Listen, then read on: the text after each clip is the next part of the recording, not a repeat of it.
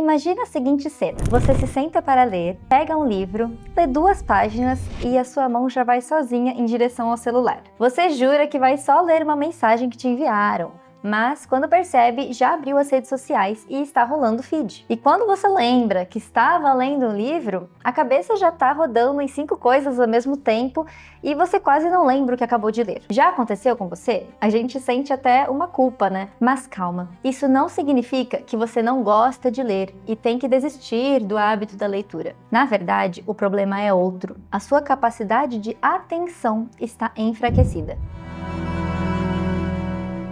No vídeo de hoje, a minha proposta é te mostrar como a leitura de livros clássicos pode agir como uma ferramenta de melhoria cognitiva.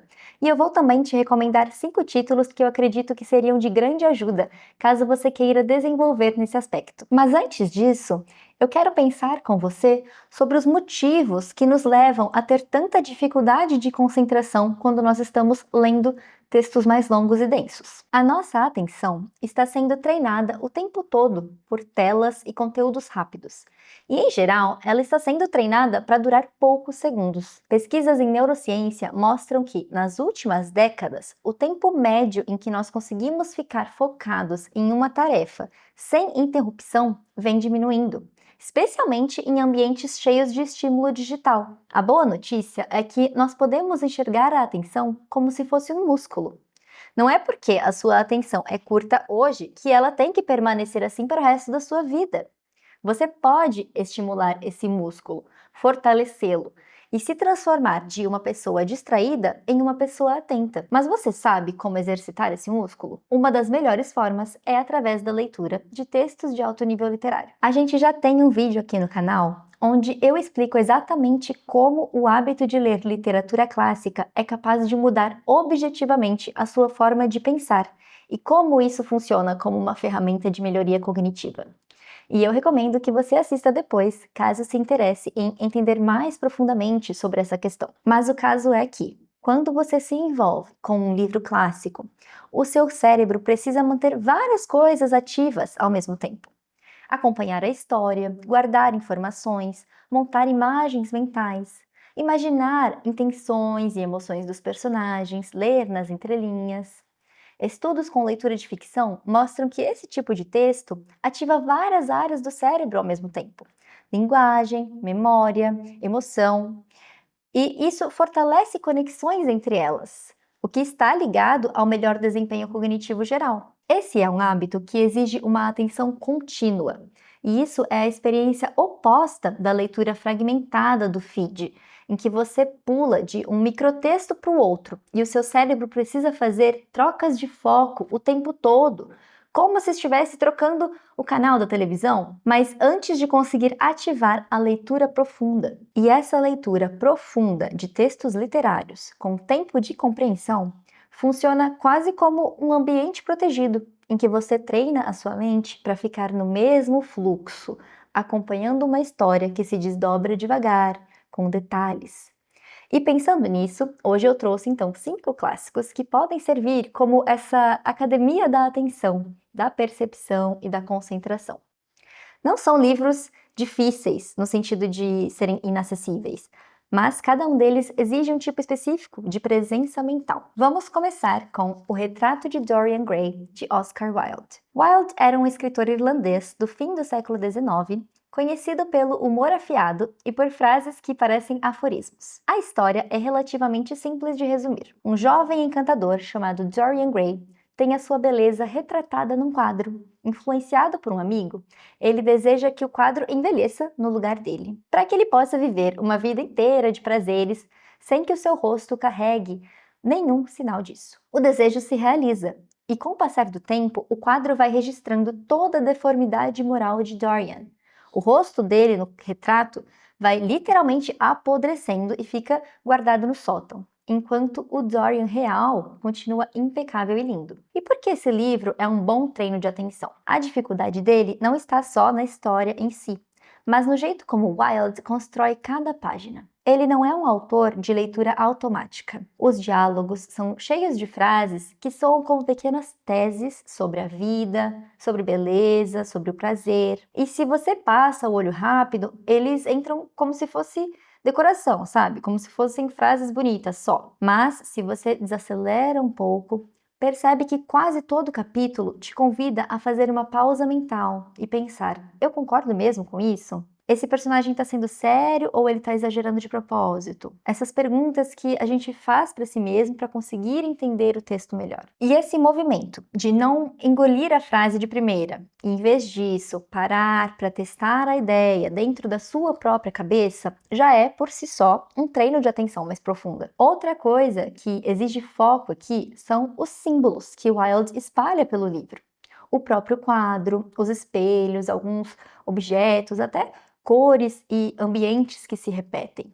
Eles não vêm com uma seta escrita assim: aqui tem um símbolo importante, preste atenção. Não. É você, leitor, que vai aos poucos percebendo que sempre que esse elemento aparece, a atmosfera muda ou um certo tipo de decisão é tomada. E quando o leitor começa a prestar atenção nesses retornos, a leitura vira uma espécie de jogo silencioso. Toda vez que isso reaparece, o que está mudando na história? Esse tipo de observação treina um olhar menos ansioso por acontecimentos gigantes e mais atento a detalhes discretos que dão o verdadeiro tom da narrativa. E tem ainda o contraste entre a imagem pública de Dorian, que é sempre jovem, admirado, desejado, e a imagem secreta do retrato, que vai se degradando aos poucos. Para acompanhar esse contraste entre esses dois mundos, digamos assim, o leitor precisa manter as duas imagens vivas na mente o tempo todo, ao mesmo tempo. Lembrando do que já viu no quadro, lembrando do que os outros personagens veem quando eles olham para o Dorian real. E essa convivência de duas verdades é um esforço de imaginação e de memória, e também treina a nossa capacidade de descentralizar o foco. No fim das contas, ler o retrato de Dorian Gray com atenção é treinar algo muito útil, a habilidade de desconfiar do brilho imediato e de perceber que, por trás de uma superfície bonita, pode haver outra história que está se desenrolando. O segundo livro que eu recomendo é As Viagens de Gulliver, de Jonathan Swift. Esse é um clássico do século XVIII, que muita gente conhece superficialmente como aquele livro dos homenzinhos pequenos e do gigante, por causa da primeira viagem a Lilliput. Na verdade, esse livro acompanha Lemuel Gulliver em 4 viagens a países fictícios, cada um com suas regras próprias. Em um mundo, ele encontra seres minúsculos, em outro, seres gigantes. Outro é habitado por acadêmicos excêntricos, e ainda tem um com cavalos racionais, que vivem com humanos que são considerados quase animais. Na superfície, essa é uma narrativa de aventura. Então, nós temos a presença de naufrágios, capturas, descobertas. Só que Swift era um grande satirista. E cada povo que Gulliver encontra é uma espécie de caricatura de algum aspecto da sociedade europeia daquela época. Um dos exercícios de atenção aqui é justamente ler o livro em 2 planos ao mesmo tempo. Em um primeiro nível, você acompanha as situações engraçadas, bizarras, né? Mas em outro nível, você tem que tentar perceber quem está sendo criticado em cada momento. Políticos que brigam por motivos ridículos, cientistas que fazem pesquisas absurdas e sem utilidade, guerras que acontecem por detalhes insignificantes. Então, essa é uma ótima forma de treinar aquela leitura alegórica ou simbólica, né? Você tem que tentar interpretar e você aprende a se perguntar: o que isso representa, em vez de ficar só no literal. Outro ponto interessante é que cada parte do livro tem uma lógica interna específica. Em Lilliput, Gulliver é gigante. Em Brobdingnag, ele é minúsculo. Em Laputa, ele está cercado por gente obcecada em teorias que não servem para nada. E com os cavalos, ele encontra um mundo em que a razão é levada a um extremo quase desumano. Cada novo cenário pede que o leitor reconstrua mentalmente as regras daquele universo para conseguir acompanhá-lo. Quem manda em quem, o que é considerado normal, o que é considerado absurdo. E essa mudança constante de chave treina uma habilidade cognitiva importante, que é a flexibilidade. A mente aprende a se adaptar rapidamente a novas regras, sem desistir de entender. Para aproveitar minimamente essa leitura, você precisa acompanhar a linha geral. Onde Gulliver estava, para onde ele está indo agora, que tipo de povo ele encontrou em cada lugar, o que mudou de uma viagem para outra. Se você abandonar esse livro por muito tempo, corre o risco de se perder. Então, sem perceber, acaba fazendo uma coisa que o mundo digital quase não pede mais da gente: recapitular mentalmente, lembrar o que aconteceu antes, reconectar o capítulo atual com o anterior, reorganizar a memória da narrativa. Isso é, na prática, um treino direto da concentração e da memória ao longo de um fluxo de texto mais longo. A partir daqui, a gente entra em terrenos um pouco mais sutis e, por isso mesmo, mais ricos para quem quer treinar percepção. Quincas Borba, de Machado de Assis, é um romance brasileiro do fim do século XIX que acompanha Rubião, um professor de Barbacena, que herda a fortuna do filósofo Quincas Borba e se muda para o Rio de Janeiro. Aos poucos, Rubião vai sendo enredado por um casal ambicioso, Cristiano e Sofia. E toda a história é atravessada pela tal filosofia do Quincas Borba, o humanitismo, com aquela famosa frase: ao vencedor as batatas. O treino de atenção aqui começa pela maneira como Machado conta a história. Ele não narra tudo de forma linear, em uma sequência de eventos cronológicos. O narrador corta a cena no meio, volta atrás, dá um salto no tempo, faz piada, se corrige, muda de assunto. Então, entre um capítulo e outro, às vezes passam meses, anos, ou então um detalhe importante é apenas sugerido, nunca mostrado diretamente. E para acompanhar isso, o leitor não pode se apoiar apenas em seguir eventos na ordem correta. Ele precisa aprender a preencher lacunas. Muitas coisas aqui em Quincas Borba você entende pelo que não é dito, pela sugestão, pelo que aparece só nas bordas de uma frase, digamos assim, ou em um comentário que parece desimportante. Esse ato de completar o que o texto não entrega pronto é um exercício forte de atenção ativa. Outro ponto é a mistura de vozes. Em vários momentos, a frase começa parecendo que é o narrador que está falando, mas no meio dela você percebe que, na verdade, aquilo já é o pensamento de um personagem que está infiltrado na narração. Isso acontece porque Machado de Assis usa uma técnica chamada discurso indireto livre. E quando o autor usa essa técnica, o pensamento do personagem aparece sem aspas, sem travessão, sem avisar você. É como se a cabeça do Rubião ou de outro personagem invadisse discretamente a voz do narrador. E para perceber essas passagens, você precisa estar atento ao tom. Então, de repente, o texto fica um pouquinho exagerado demais, ou bajulador demais, ou dramático demais.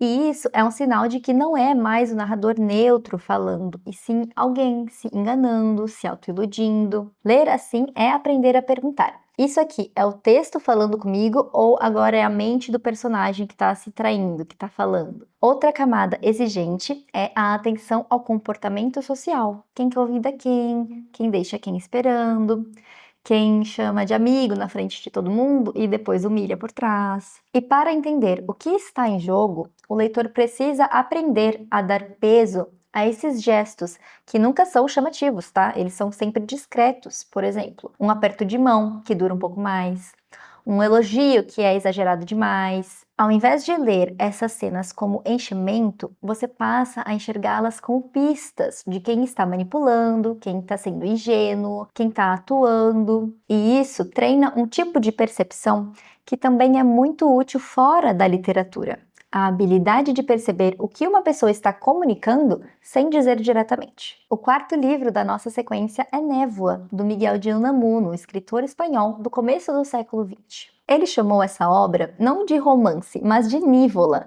justamente porque ele está brincando com a forma tradicional. A história acompanha Augusto Pérez, um homem solitário que se apaixona por uma mulher chamada Eugênia. E aí a história começa a girar em torno dessa paixão, das dúvidas, das reflexões que vão surgindo sobre o sentido da vida. E até aí parece um romance psicológico comum. Só que, em determinado momento, o personagem decide procurar o próprio autor para discutir o que vai acontecer com ele. A fronteira entre ficção e realidade se rompe de propósito. Aqui, o seu foco é testado de um jeito diferente. Afinal, esse livro é bem diferente dos outros que a gente costuma ler. Névoa exige atenção à estrutura. Em vários momentos, o livro chama a atenção para o fato de que é um livro. Discute o que é um personagem, o que é um autor, quem manda em quem dentro de uma narrativa. Se você estiver lendo esse livro no modo automático, só esperando o que vai acontecer depois, você vai perder o principal, que é a chance de perceber como o texto está se analisando enquanto acontece. O desafio também é manter duas coisas vivas na cabeça: a curiosidade pelo destino de Augusto e a consciência de que Augusto é um dispositivo criado por alguém que está justamente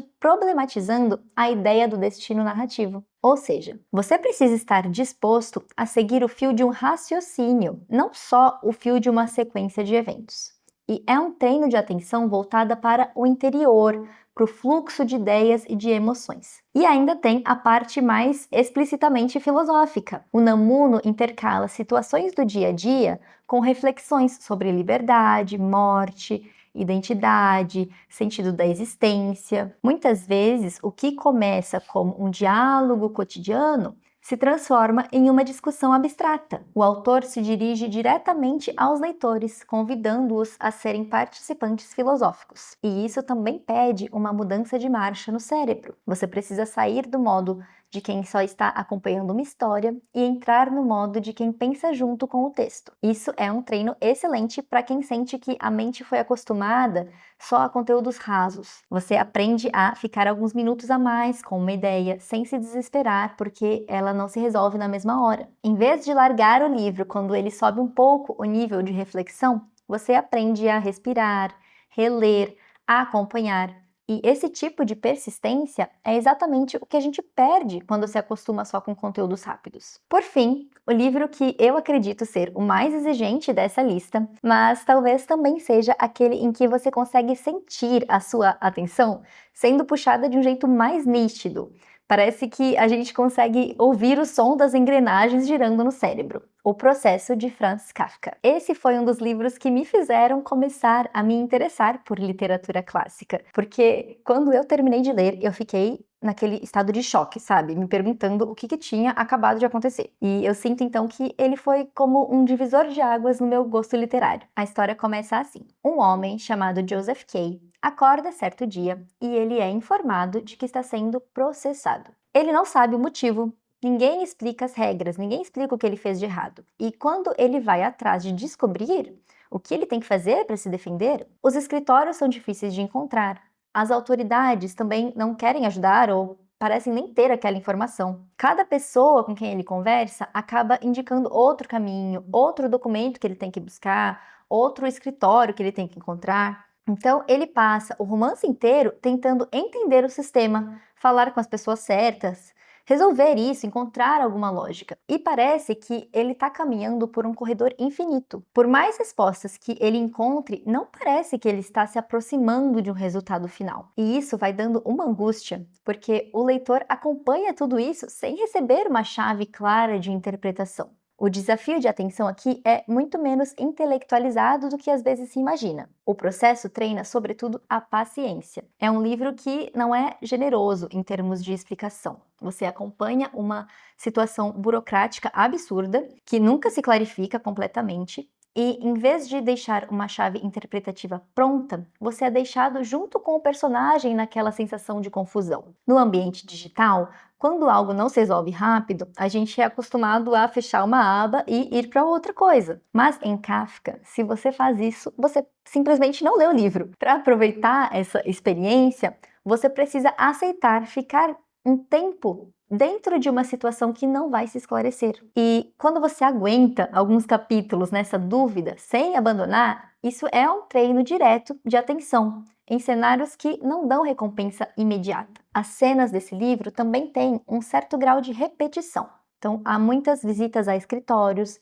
encontros com figuras de autoridade, conversas em ambientes abafados, idas e vindas em corredores e escadas. E se você lê isso com pressa, tudo vira uma massa cinzenta de eventos estranhos. Mas se você decide prestar um pouco mais de atenção, vai começar a notar pequenas diferenças. O jeito como Joseph fala muda um pouquinho, o tom das respostas vai mudando, a posição dele em relação à própria culpa vai se deslocando e o desgaste psicológico vai aumentando. A atenção que esse livro pede, então, é a de alguém que olha para um cenário aparentemente igual e tenta perceber o que exatamente está se transformando ali. E isso é um ótimo antídoto para essa expectativa de que eu só tenho que prestar atenção quando algo totalmente novo acontece. Essa é uma história que consegue te dar sensações físicas. Eu nunca me esqueço que teve um momento em que eu estava lendo e eu precisei lembrar de respirar, porque eu já estava segurando a respiração para conseguir prestar atenção no que estava acontecendo. E essa é a sensação de sufocamento pela qual o personagem também está passando. E um detalhe interessante: a linguagem do Kafka, em geral, não é rebuscada, não é complicada de entender. As frases são relativamente claras, o vocabulário não é um obstáculo. A dificuldade está no tipo de situação que ele descreve, não nas palavras em si. E isso ajuda a desmontar aquela ideia comum de que prestar atenção em um livro é sempre sobre encarar textos complicados, cheios de termos difíceis. Em O Processo, o texto é acessível, mas é o mundo que ele apresenta que é estranho e frustrante. A atenção é treinada justamente nessa disposição de continuar acompanhando algo que é desconfortável, de seguir lendo, mesmo que você não esteja entendendo tudo, de deixar a experiência agir em você antes de sair correndo atrás de uma explicação pronta. Espero que tenha dado para entender algumas das maneiras através das quais a leitura de clássicos é um ambiente onde a sua atenção é convidada a trabalhar de um jeito mais sofisticado. Se você está em uma fase em que você sente que a sua concentração foi pulverizada pelo ritmo das redes sociais, encarar esses clássicos pode ser um projeto de longo prazo, pode ser quase um treino pessoal. Você não precisa ler tudo de uma vez.